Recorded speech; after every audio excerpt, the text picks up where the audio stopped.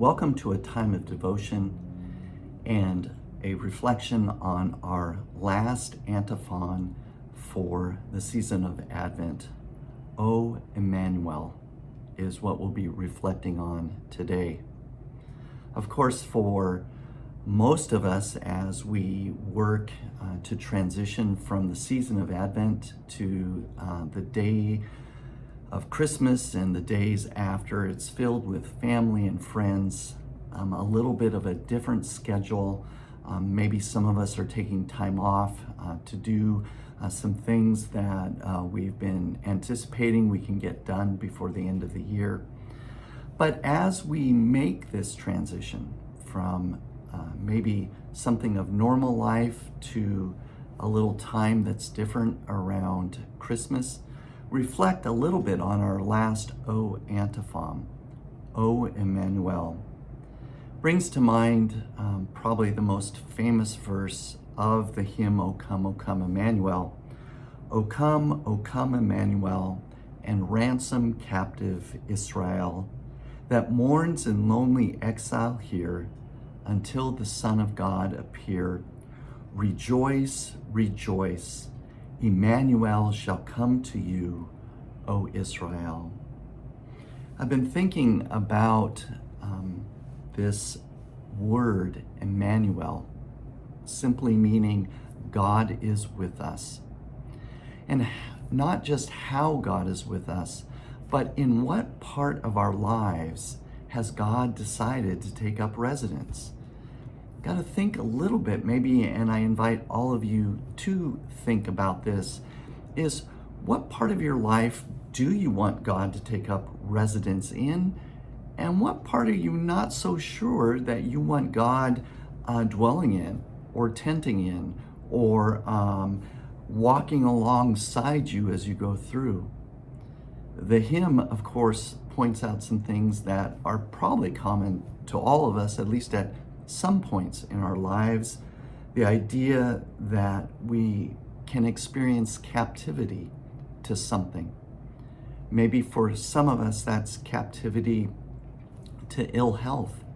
Maybe for others, there's an experience of captivity to substances, drugs, or alcohol that hold us so tightly that we cannot be free and live our life fully as God might desire us to. Maybe it's being captive to a really bad or poor sense of ourself, a sense of worthlessness or shame.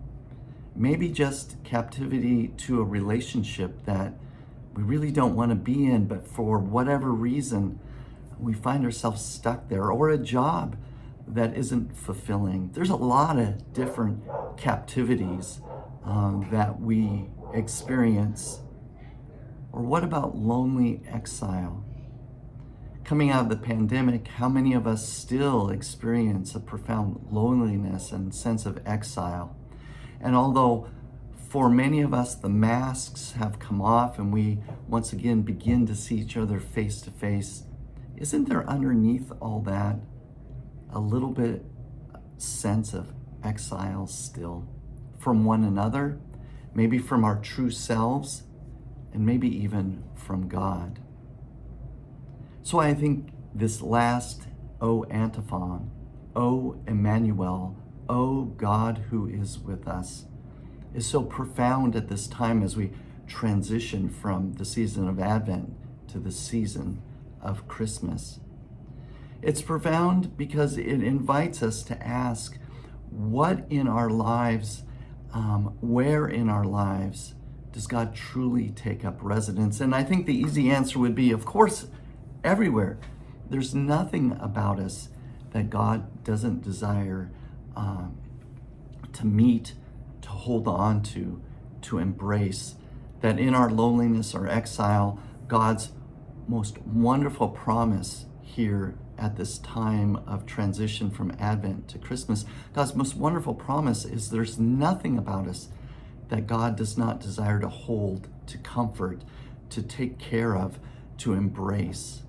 I think a little bit going forward to the story that we will hear from Luke on Christmas Eve, that part of the Christmas story where Mary wraps Jesus in bands of cloth and lays him in a manger. I think about that swaddling cloth or bands that were wrapped around Jesus. I kind of think of that as an image for those parts of our life that we find troubling. I mean, think about it. Bands of cloth, one band could represent our loneliness, but it's wrapped around Jesus and he holds it in his body, around his body for us. Exile, whatever kind of exile that is, that band Jesus takes and is wrapped around him and he holds it for us.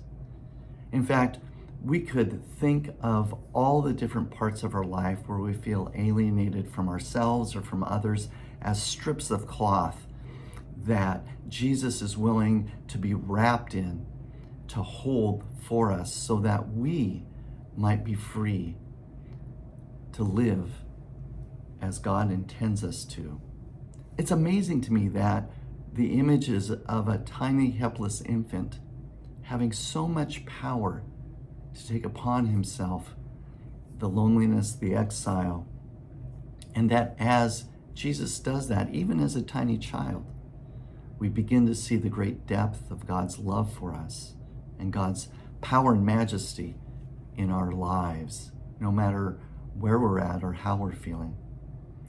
In this transition from Advent to Christmas, I bid you, O come, Emmanuel, and ransom captive Israel.